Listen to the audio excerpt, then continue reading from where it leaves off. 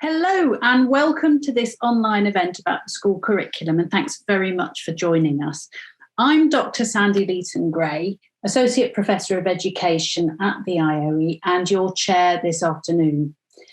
Now, the debate over what schools should teach has had the spotlight shone on it once again, this time by controversial government guidance on how teachers should approach issues such as climate change and the Black Lives Matter movement with pupils. We've brought together two experts on the curriculum to discuss those developments and the surrounding debate from a knowledge-led perspective.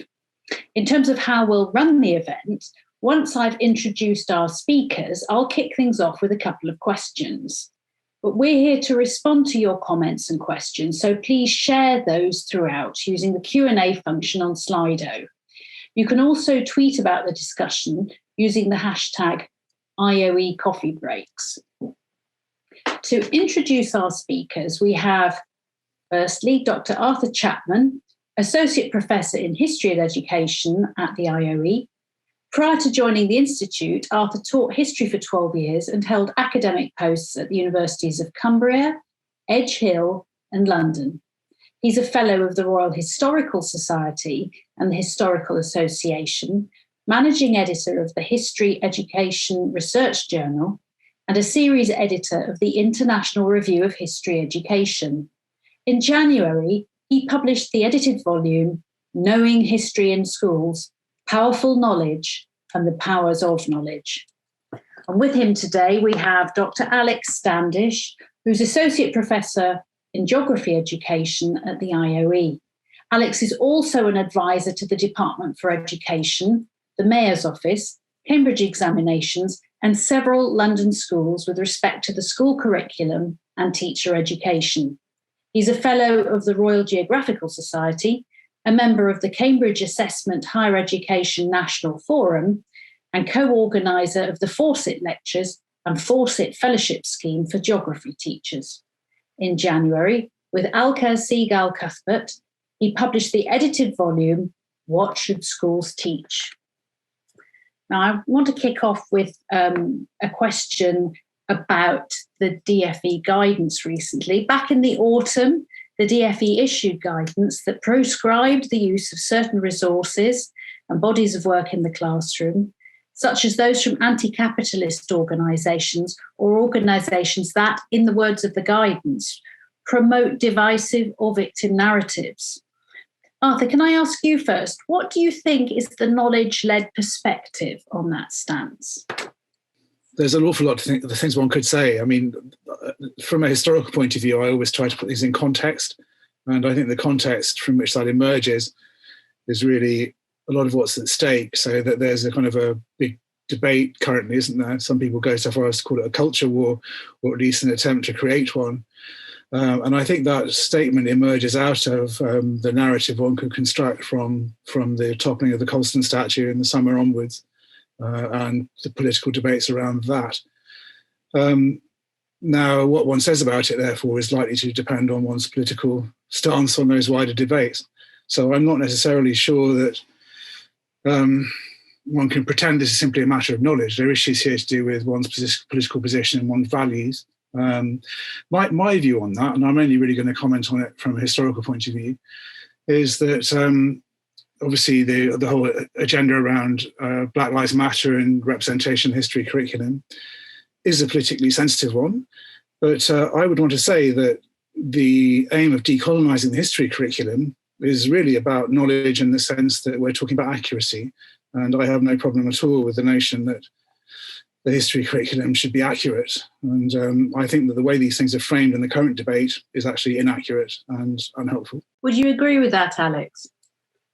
Yeah, much of what you're saying. It's interesting how, Arthur kind of, he gave a personal perspective, but he also, he immediately lent on his discipline, didn't he? And I think sort of that's what I think we're trying to do with, with the books here, is trying to say, well, look, let's keep the disciplines at the forefront of our approach to the curriculum, because disciplines give you a perspective. So if I think, if I think about, what the government was responding to, the government's prescription resources and so forth. They're responding to, certainly there's been an increase in political resources, political activity, I think, in the school curriculum, which is part of a wider trend towards what we call an instrumental approach, which is, again, I think what the both books are responding to. And that's been going on for some time. So back in 1997, a geographer, Bill Marsden, wrote a piece on taking the geography out of geographical education, which sounds a bit bizarre, but what he was responding to was the fact that social causes and pedagogy have come out of balance with the content, the subject content in the curriculum. And that's, so that's been going on for more than a couple of decades. And I think what we're trying to do with these books is, as I put the emphasis back on the knowledge and think about, what is disciplinary knowledge and what's its role in school subjects and how is it approached differently in English, music, religion, chemistry, and so forth. And what are the pedagogical implications of this? So we're trying to get back to, putting disciplines front and center of the curriculum and thinking about, what that means, so that, the curriculum isn't just anyone's point of view. What I want to teach, what my political point of view is, and you teach what your political point of view is. There must be some way of understanding what a discipline is and how we can approach that, and what it means to take a disciplinary approach in school. So throwing that back over to Arthur then, we're talking about leaning on the discipline for answers. So I'd like you to give a bit of thought now to the history curriculum specifically, as opposed to, say, mathematics or modern foreign languages or even geography. And I'm just wondering how you see those sort of issues playing out then. Yes, I mean, history is a particularly fraught example, because I think history is inevitably bound up with questions of identity and politics in the way that some other disciplines aren't. I mean, mathematicians will have to forgive me if I'm failing to appreciate something here, but I don't think, pi r squared necessarily talks to who I am as a person. History is a number of things. It's a word with many meanings. So on the one hand, one can sometimes use history as if it was a reference to the past itself, or you can use history to talk about the discipline. You can use history to refer to history books. There's all sorts of uses of it. But what we're interested in is history as a form of knowledge. History as an academic discipline. And I'm interested in arguing that it's useful and enabling and empowering for all children to engage with history and to understand the kind of empirical and rigorous and robust approach to thinking about time and change that it can help provide. And I would stand by that, unquestioningly. But there are lots of other things, however, that I wouldn't want to pretend aren't also to do with history as well. When people talk about history, they're talking about their identity, they're talking about their personal narratives, they're talking about their collective narratives. And that's what makes history really problematic, or at least difficult to manage, or perhaps looking at it in a positive way, really interesting. How do you cope with the fact that there are robust, analytical, supportable, verifiable claims one can make about the past on the one hand, and on the other hand, there are claims about the past that are very deeply important to people's identity, which is not necessarily easy to sustain analytically. And I think navigating those poles is quite a challenge. And the debates we've just been referring to are a good example. I mean, a lot of people object, let's say, to reference to the British imperial past because they want to be proud of their country. And obviously being proud of your country is a good thing. But historians would say, and I think it was 172, wrote to the published a statement by the Historical Association, I think it was in the summer, saying there are inaccuracies in this story, and one has to be accurate as well as proud. And that's, I think, what makes history tricky. You can't simply refer to it as a cognitive discipline the way you might with mathematics, because it's a cognitive discipline that can pose dangers for some of the identity narratives people want to believe. For example, my country, right or wrong, everything we've done is brilliant, and so on. The historian says, well, who exactly are we? Who we are changes over time. Let's think about time. Let's think about what that means, and so on. Does that answer? So really encouraging a critical engagement with the past then. So that's very high up on any school's approach to history these days, isn't it? I think so, yeah. Yeah. So, Alex, let's think a little bit about geographical education. And I'd like to think specifically about climate change. You've emphasised the needs for pupils to be given a firm grounding in the scientific disciplines rather than what we might call environmental education. And I'm wondering, what are your views on pedagogical approaches designed to engage a broader range of pupils in the sciences? Thank you. Yeah, I mean, certainly for pedagogical approaches that engage a broader range of pupils, I mean, that's what we're trying to do really, is bring children into the discipline. And we want all children to, we love our subjects, and we want all children to have the benefits of them. I think that's what we're trying to do here. And with respect to climate change, I mean, I'm for education, but I think I want to make a distinction between an educational approach to teaching about climate change, what I'd call a political approach. So, in the book we draw on the liberal education tradition, which is about the development of character, well-rounded person, critical reflexive thinking, introduction to a broad range of knowledge, each with its distinctive insights into truth and the human condition, and knowledge as a common heritage of humanity. So those would be, those are all educational aims. So when we get to the curriculum and we take an issue like climate change, then we put it in an academic context. Stanley Fish has the term academicize. We put it on the table and we investigate it and we explore it from different perspectives, and we allow children to find their own conclusions as to perhaps how they think we might want to best respond to climate change. So that's the teacher opens it up, we explore it from different points of view, and we let it go, and we let the children kind of explore around it too. A political approach, I think, would be one, because we're seeing a lot of teachers jump on the climate change bandwagon and saying, yes, I want to be a climate change teacher and so forth.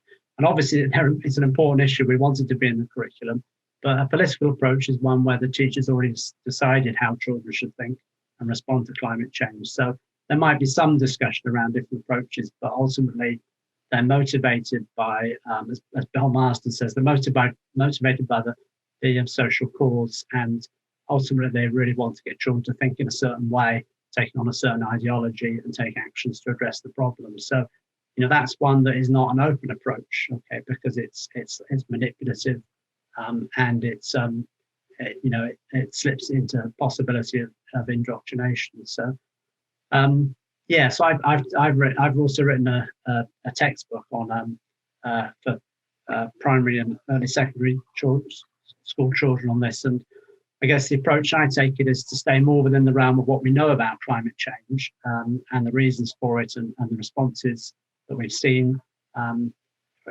people, flora and fauna, what changes are actually going on, and then look at the ways in which people have adapted, are responding, and then what other options are available. So it takes it seriously, but we avoid sort of slipping into climate alarmism and scaring children.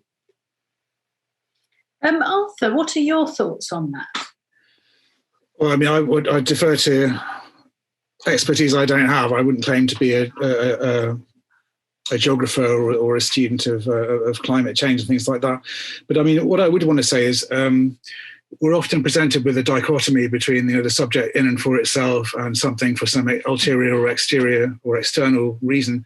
And sometimes that's valid, and other times it kind of collapses. I think the validity issue depends on where you're talking about in schools. So we can rely on disciplines in certain areas of the curriculum, but there are other areas, let's say when one's talking about general citizenship questions that arise on a day-to-day basis, where one has to engage with debates in the news and so on.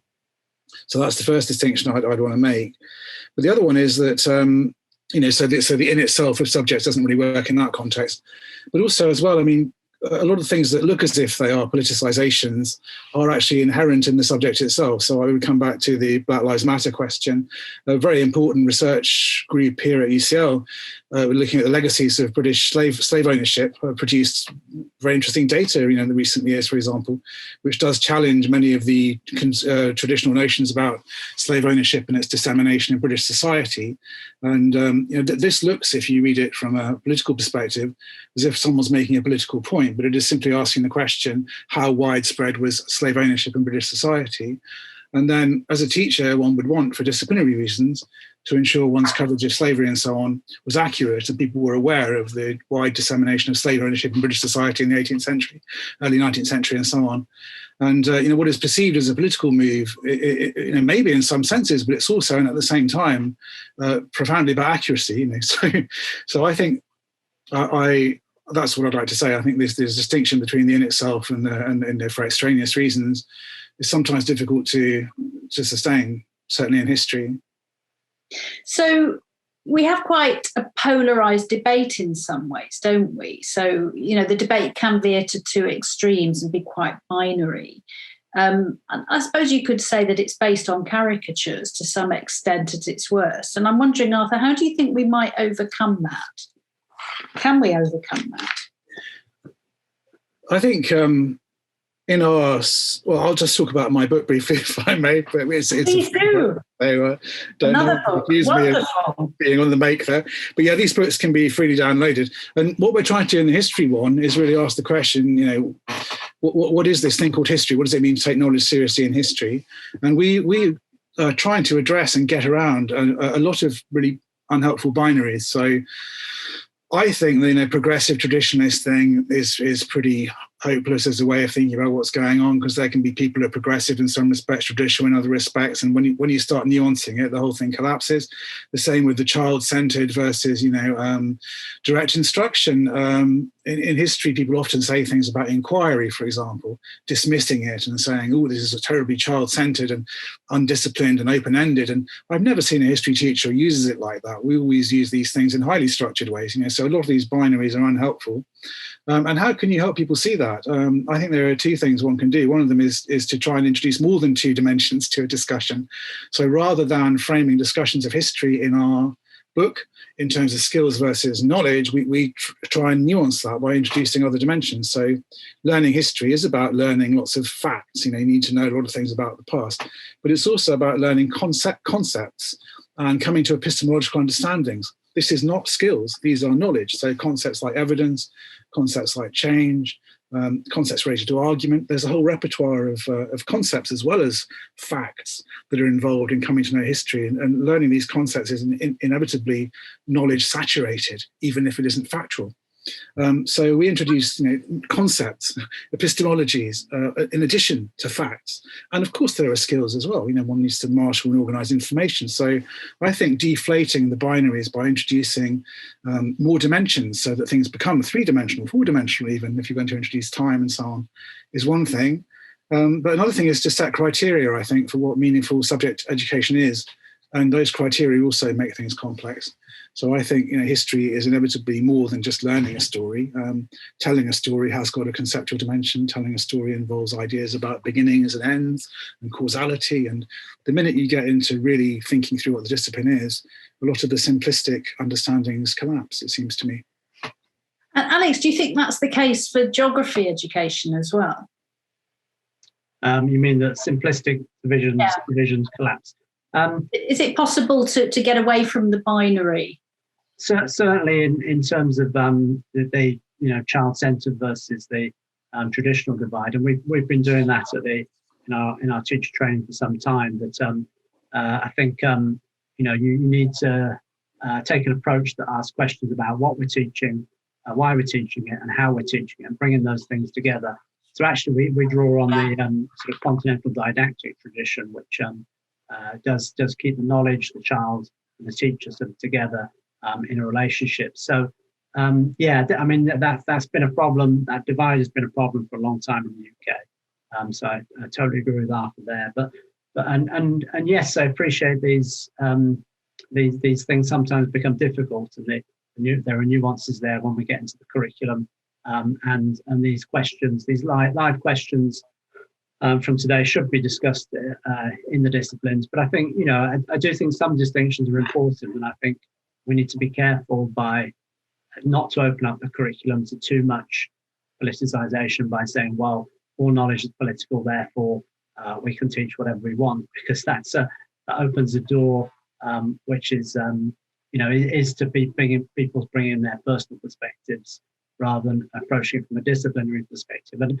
Arthur's used the phrase accuracy. I would use the phrase truth as well.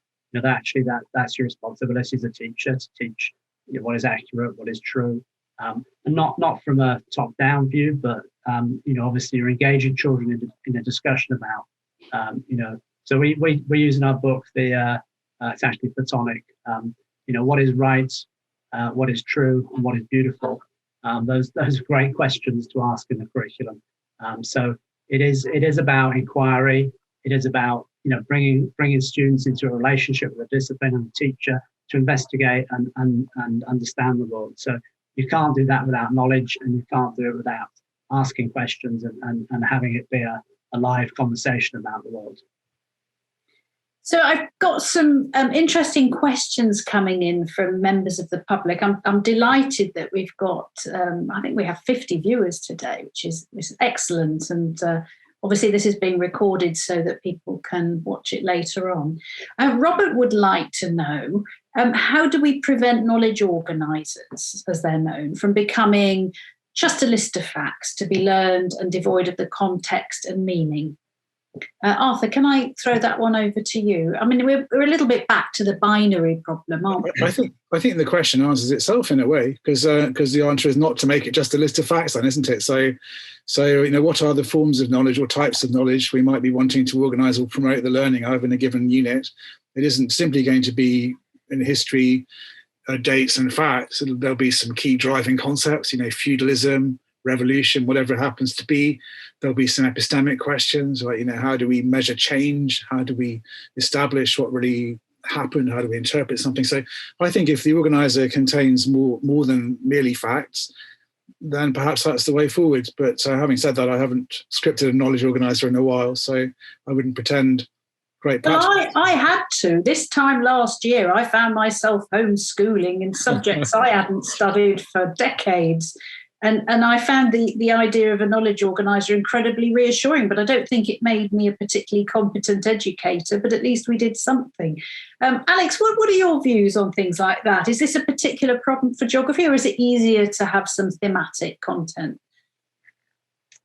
A curriculum organiser of textbooks, can be all good. I think teachers want as many, quality resources as they get their hands on. But I think making a distinction between curriculum, I appreciate this is a resource we're talking about, and then pedagogy, or what happens in the classroom, which is for the teacher to bring it to life. Tim Oates uses the phrase curriculum is dry as dust. Okay, it's dry as dust. It's like it's just stuff to learn, but it's the teacher's job to bring it to life in the classroom and make it exciting and wonderful and open-ended, that's what they should do. Thank you. It reminds me a little bit of the debate that we had once at the IOE with Professor David Lambert hosting it. And there were a lot of us in a room, and we literally argued for 2 hours about what curriculum meant as a word. And until somebody said, well, it's amazing, isn't it, that you can get paid to do this for 2 hours, to think about the meaning of one word. And then some bright spark of philosopher said, but what do we mean by meaning? So we could have been there all night. Very interesting question from Rachel. How does secondary music fit into the knowledge-led curriculum? Now, this appeals to me as a question because, of course, I was secondary music trained as a teacher, and you need an awful lot of knowledge, otherwise you don't get very far at all with the higher level stuff. So there does tend to be a degree of memorization of things like time signatures, key signatures, ways of doing notation, and the further up the ladder you go, the more complex it gets with memorizing things. You're transposing instruments into different keys and that kind of thing, very, very technical. But at the same time, you want to have something really inclusive. You don't want people sort of bowing down under the weight of a curriculum that's led by people having lessons outside school. So you want it to be reasonably accessible and democratic and formed around a very human thing, which is music making. So, Arthur, what do you think? I know you're not a music specialist, but what can we learn, do you think? Well, I mean, we shouldn't have too narrow an understanding of what knowledge-led or knowledge-rich means. I think it's not just a body of information. I would like to fall back on Howard Gardner and his superb book, The Disciplined Mind. I don't know if people know that one, but Howard Gardner's view there, and it's one I very much share, is that we should think of disciplines as traditions of making sense of the world, and there are various different ones which make sense of the world in different ways. And what we're trying to do is to induct people into ways of understanding or ways of thinking about life, living, and the world.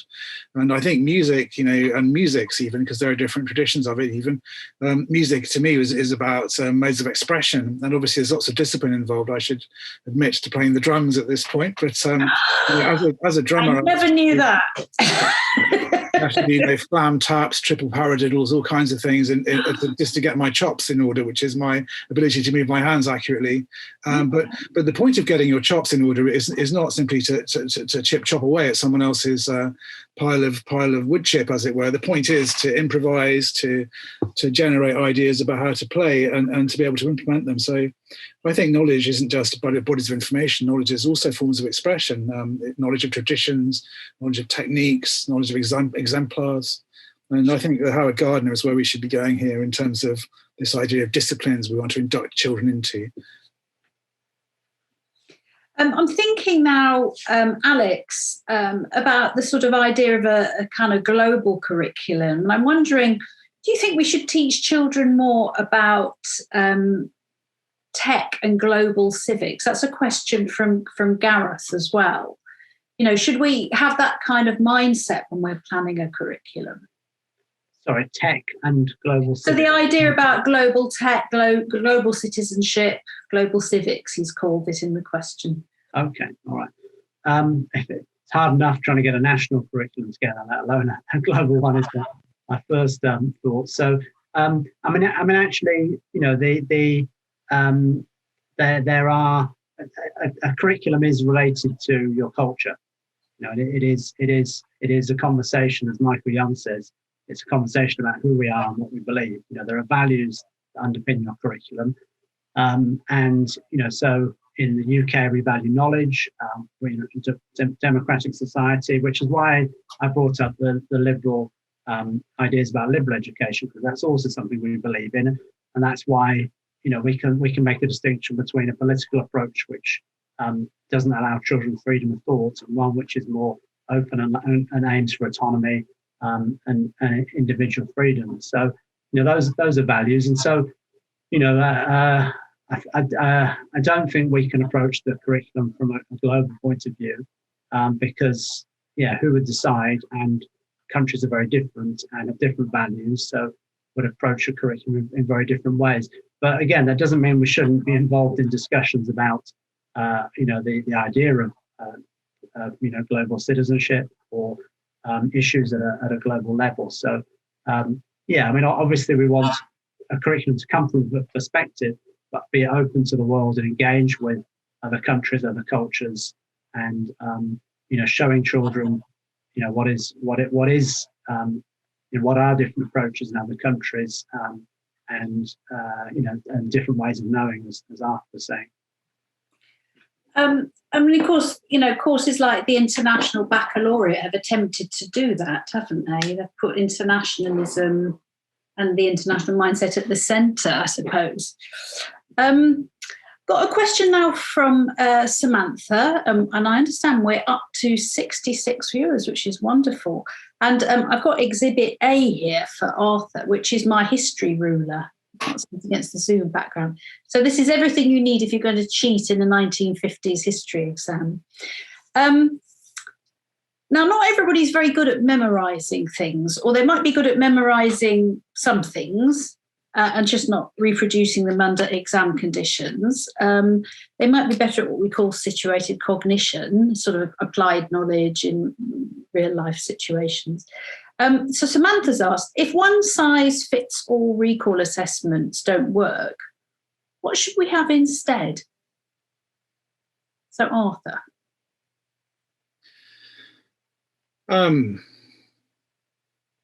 I can't see how the one-size-fits-all recall assessment would have that much of a role in history. I know that people do, and it's an excellent thing, use knowledge recall as a rapid way of assessing things. But I mean, to assess the full dimensions of historical understanding, you'd have to do an awful lot more than simply ask people recall questions. So if this is asking, are there alternatives to that? I would say that yes, there are, and we already use them. So I mean, for example, in history, where we set many different types of tasks, not simply factual recall, and usually it's about applying the knowledge and to answer some sort of question. Why did X, Y, or Z happen? And to do that, one has to bring in factual information, but actually do something with it. In terms of whether the extent to which memory exercises are accessible for all, I'd have to say I can't really comment on that because I'm not a psychologist. I don't know. I think remembering is of value to everybody, but I don't think it's what we're talking about when we're talking about knowledge. It's a necessary condition for knowledge, but it isn't knowledge in and of itself. It's what I would call informatics, inputting, outputting data rather than processing it conceptually to form representations. What do you think, Alex? I guess, I was just reflecting on even a GCSE exam where the assessment objectives, they do assess different types of things. So there is, for geography, there's, a section of it would be what you just called knowledge recall. But then there's application of knowledge. There's more skills led questions. So so I think there is already recognition within exams that there are different types of assessment that are needed. But I think those they are tailored towards each particular subject, and that's how it should, and it's disciplinary structure, and that's how it should be.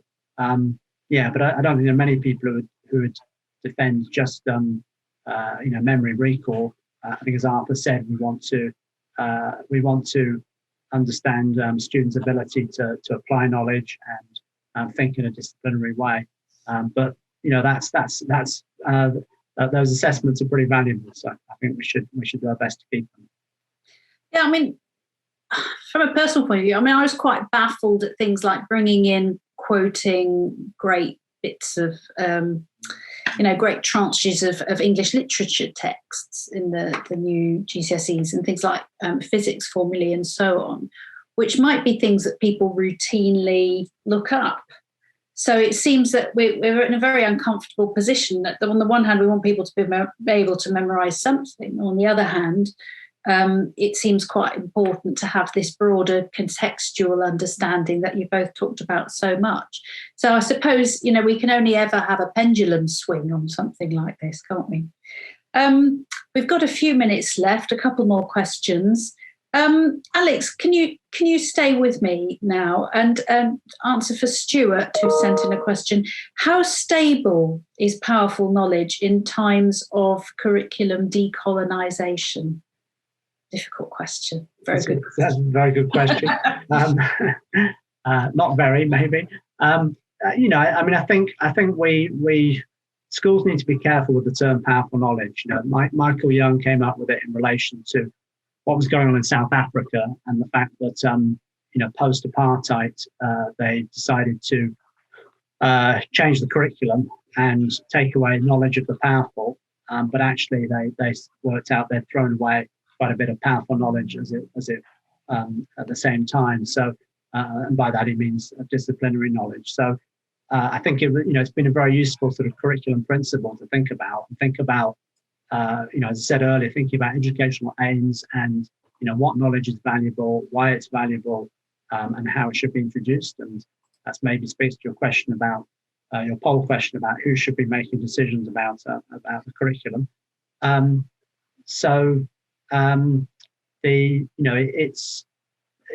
think we need to be careful with that phrase and not just kind of say, well, any knowledge is powerful. Let's understand what type of knowledge is powerful. And then I think, a conversation like decolonising the curriculum, absolutely, let's open up the discussion to questions about, who is included in the curriculum and whether we need to broaden our understanding of curriculum, and whether it needs to become more accurate to better reflect, the story of our country and the people involved. we don't want to throw the baby out with the bathwater. We do want to keep a focus on as we said at the beginning, disciplines are great for understanding change in the world, understanding things like slavery and the history of how we've become as we are today. So let's keep that focus there. And how do you think that applies to history, Arthur? I mean, that's really ripe for.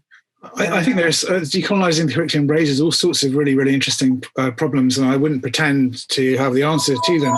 So I think our book series, for example, is about asking questions. And one of the things I would want to say is I don't think we actually know many of the answers yet. So what does it mean to take knowledge seriously? To me, it's not a traditional thing. It's not about relying on how things were done in the past. It's about finding some answers to try tricky questions, doing some research, doing curriculum innovation. But a good example, I think, of these questions is the decolonising issue. So it isn't just about narratives or content. It's about form. So powerful knowledge, powerful historical knowledge has cognitive elements. It's a way of thinking, a way of understanding the world.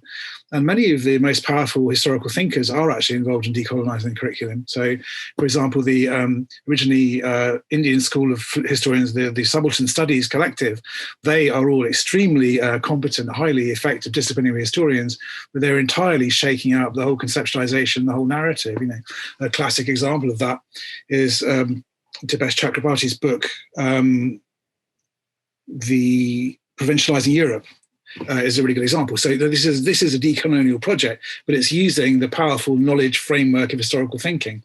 Where things get really interesting is where people start asking whether we need to change the epistemology, whether or not conventional quote unquote Western historical thinking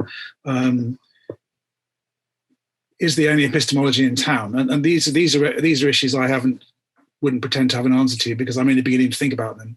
But I think, as I said, that history is already, the discipline is already capable of being decolonial. We can point to lots of examples of historical thinkers who are shaking up the narratives of empire and reframing how we think about the world. Thank you. Last question. It's nearly that time. Alex, what do you think are the main takeaways from the Knowledge in the Curriculum book series for teachers' practice? 1 minute. Okay. To think about the intrinsic value of knowledge and its educational aims, I'm going to borrow a quote from Martin Robinson, who's got a great book on Athena versus the machine. That's it. Sorry. Curriculum is our way of helping children to look out into the world as conscious, perceiving, thinking, questioning human beings who are able to act upon and within the world, taking care of and responsibility for it and each other. How we bring the subjective human back into being the central concern of schooling is through an unyielding focus on curriculum. And I think putting that back at the centre of teacher education and the teacher's professional knowledge base and giving more autonomy to teachers, I think is the way forwards. Thank you. Arthur, final comments from you, 1 minute. Education is about helping children understand and change the world. So therefore the content of it is very, very important. Less than 1 minute. Well, that's been absolutely fantastic. And I think, there's just so much depth there, isn't there? And we could talk for a very long time. There's whole questions as well about the role of philosophy in all of this. And you've mentioned didactics as well, Alex, earlier. And I know that's something that here in the UK, we don't teach explicitly a lot of the time on teacher training courses. But, it's something in other countries such as Germany and Austria that they see as quite significant in the teacher training process. So I think it's a debate that will continue over time. I think this has been a wonderful event. Remember, this is being recorded and you can also engage with us all on Twitter or via the IOE account if you've got any further questions. So that's been fantastic. Sadly, we're now out of time, so we'll have to leave it there. Thank you so much for all your comments and questions. And thank you very, very much. Big warm thank you to our speakers, Arthur Chapman and Alex Standish. Stay safe, everybody, and we look forward to seeing you again soon at the next IOE Coffee Break. It's been a real pleasure being here with you today. Thank you.